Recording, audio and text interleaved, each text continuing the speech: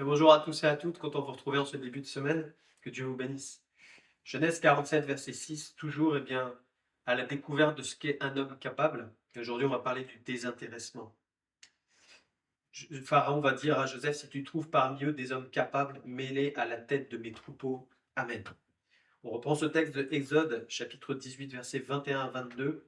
Quand Jéthro va parler à Moïse, il va lui dire, choisis parmi tout le peuple des hommes capables, craignant Dieu, des hommes intègres, ennemis de la cupidité. Amen. Ennemis de la cupidité, ça veut dire quoi? Ça veut dire eh bien, des hommes qui sont désintéressés, qui ne n'œuvrent pas pour de l'argent. C'est pas ça leur désir premier. Leur désir, c'est simplement de bien remplir leur fonction pour glorifier Dieu et pour bénir toi ton ministère, pour qu'il soit un soutien pour toi. C'est ça un homme capable, un homme qui est désintéressé. Où sont placés tes intérêts, mon frère, ma sœur, aujourd'hui, quand tu sers Dieu? C'est une bonne question. 1 Pierre chapitre 5 verset 2. Paissez le troupeau de Dieu qui est sous votre garde, non par contrainte, mais volontairement selon Dieu, non pour un gain sordide, mais avec dévouement. Amen. Que ce que tu fais eh bien, pour Dieu, ça soit juste par dévouement, pas pour objectif d'obtenir quelque chose. Et je ne parle pas seulement d'argent. Là, il parle de gain sordide, mais le gain peut être non seulement financier, mais parfois simplement on cherche une position, on cherche un titre, on cherche un honneur, on cherche quelque chose.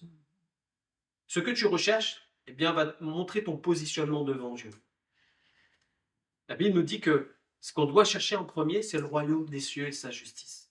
Et que toutes les autres choses vont nous être données par-dessus. Qu'est-ce que tu recherches? C'est une bonne question pour aujourd'hui. Qu'est-ce que tu recherches quand tu veux servir Dieu? Toi qui peut-être prie en disant Seigneur, sers-toi de moi. Dans quel but?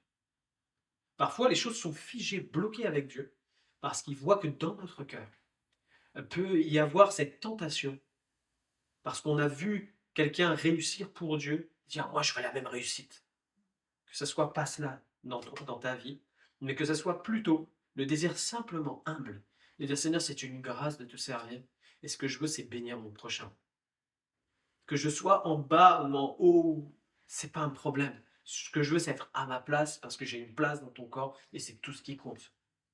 Le résultat de quelqu'un qui est intéressé, on en a des dégâts dans les Écritures.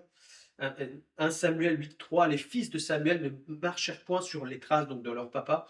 Ils se livrèrent à la cupidité, recevaient des présents et violaient la justice. Le résultat, verset 4, tous les anciens d'Israël s'assemblèrent et vinrent auprès de Samuel à Rama et lui dirent, voici tu es vieux et tes fils ne marchent point sur tes traces. Maintenant établis sur nous un roi pour nous juger comme il y en a chez toutes les nations. Amen. Aïe, la catastrophe. Parce que les enfants de Samuel, qui devaient prendre normalement le relais, eh bien, étaient des hommes intéressés, cupides, qui cherchaient des positions, qui cherchaient l'argent, qui n'étaient pas vraiment des adorateurs de Dieu et qui n'aimaient pas vraiment le peuple d'Israël. Eh bien, comme ils ont amené cette infamie, qui ont été une pierre d'achoppement, en fait, par leur comportement, le résultat, c'est qu'à ce moment-là, Israël va dévier totalement et dire maintenant on veut un roi, on ne veut plus des juges, on ne veut plus de tout cela, on veut être comme les autres nations parce qu'on n'en peut plus de tes enfants. Waouh! À la place de Samuel, un homme qui a servi Dieu de tout son cœur, lui n'a jamais dévié et resté droit avec l'Éternel. Il devait être atteint dans son cœur de papa et de dire mais mes enfants, mais ils n'ont rien compris à la vie. J'aurais jamais montré ça. Ça devait être dur pour Samuel à ce moment-là d'entendre ça. Et de dire maintenant c'est moi qui va aller choisir un roi et Dieu va l'utiliser pour aller choisir un roi. Mais c'est terrible pour lui. C'était une nation qui n'avait pas besoin de roi. Parce que leur roi c'était Dieu.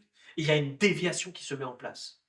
Voici ce qui se passe quand on a des hommes ou des femmes qui ne sont pas capables devant Dieu, qui se précipitent à servir, mais qui dans leur caractère il y a un défaut. Et parfois on a malheureusement des hommes et des femmes qui sont intéressés par quelque chose. Et quand elles n'obtiennent pas ce qu'elles désirent, ce sont les premiers ou les premières à abandonner le terrain, les premiers ou les premières à se plaindre, à se mettre en colère, à faire des histoires et à faire dévier. Mon frère, ma soeur, si Dieu peut-être aujourd'hui t'a mis à l'arrêt et que peut-être dans ton cœur règne ça, eh bien que tu puisses prier aujourd'hui à dire Seigneur, pardon, parce que c'est vrai, j'ai un sentiment d'intérêt en moi, il faut que ça soit brisé, Seigneur. Que tu sois comme Jésus-Christ, qui a fait comment les choses? Par amour seulement. Seulement par amour. Son seul intérêt, c'était de nous voir sauvés et rien d'autre. Alors que Jésus soit notre modèle et ton modèle aujourd'hui. D'où vient la cupidité? Eh bien, c'est parce que parfois on a ce mensonge de l'adversaire qui nous dit, eh bien, plus tu en as, plus tu seras heureux. La recherche, eh bien, des choses de ce monde-là. 1 Timothée 6,10. Car l'amour de l'argent est une racine de tous les maux, et quelques-uns en étant possédés se sont égarés loin de la foi et se sont jetés eux-mêmes dans bien des tourments. On voit le résultat de cela. C'est que c'est une destruction personnelle. La personne s'égare et la personne se fait du mal. Alors que ce n'était pas le plan de Dieu. Le deuxième point, c'est la peur du manque. Hébreux 13,5, ne vous livrez pas à l'amour de l'argent. Contentez-vous de ce que vous avez, car Dieu lui-même a dit, je ne te délaisserai point et je ne t'abandonnerai point. Amen. Contentez-vous. La peur du manque. L'adversaire viendra semer cette graine-là dans ton cœur, s'il y a cette faille-là, et te poussera à peut-être servir pour avoir quelque chose. Tu dois résister à ça, à dire non, c'est Dieu qui me bénit, c'est Dieu qui me garde, c'est Dieu qui pourvoit mes besoins parce qu'il s'est engagé envers moi. Alors que ça ne soit pas dans ton cœur aujourd'hui. Et si ça y est, bien que Dieu vienne déraciner cela, parce que Dieu veut te libérer de tout cela, pour que tu sois un homme, une femme capable de le servir avec de bons sentiments et de bonnes motivations. 1 Timothée 6,6, c'est en effet une grande source de gain que la piété avec le contentement. Amen.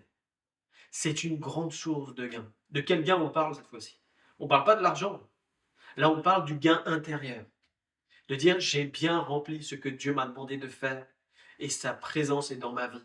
Sa gloire est avec moi et je suis un homme ou une femme prospère pour son nom.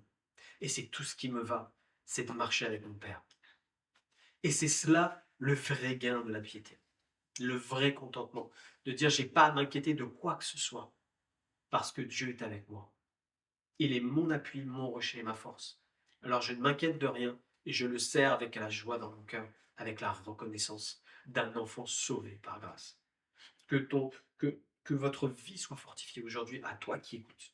On va prier. Merci Seigneur pour ta parole. Merci Seigneur de changer encore nos vies, de venir sonder nos cœurs en profondeur. Seigneur, je prie pour tous ceux qui écoutent, Seigneur, cette émission.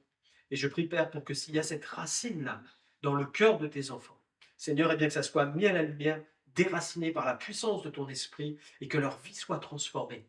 Père, merci de fortifier ceux et celles qui te servent avec un cœur bon, avec un cœur, Seigneur, mon Dieu, désintéressé. Seigneur, qui soient gardés de toute forme de tentation. Seigneur, merci parce que tu les bénis, tu les gardes. Merci, mon Dieu. Amen. Que Dieu vous bénisse. On se retrouve demain.